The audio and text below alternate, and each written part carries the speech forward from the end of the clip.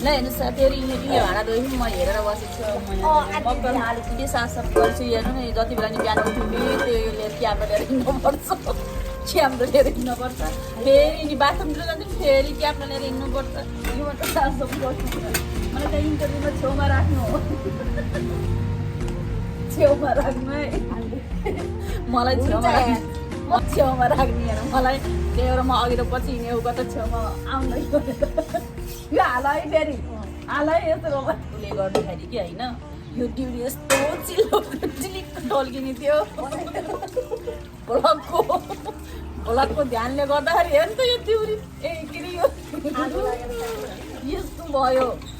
यो टिकटक र भ्लगले त मान्छेको त ज्ञान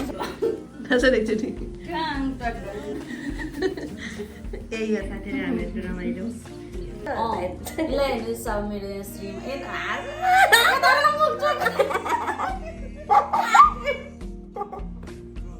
यस्तो छ बुढी भ्लगर भन्दा पनि बुढो मुख र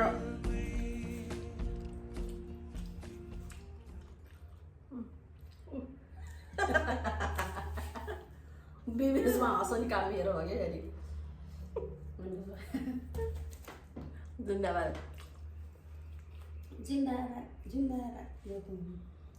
तपाईँहरूले के जहिले पनि कमेन्ट गर्नुहुन्छ होइन साइकिल कति मोची अरे ज्याकेट लगाएर हो नि गाइज ज्याकेट लगाएर हो गाइज राम्री छिन् हाम्रो दिदी छिन् देख्दा माया लाउदेखिको तर कसरी माया मान्दैन गाडीको पनि बिहेको गाडी हो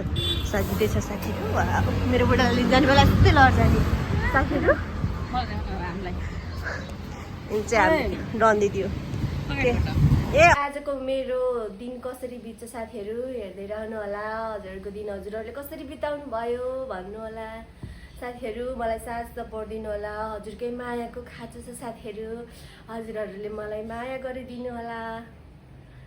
बाई बाई साथीहरू।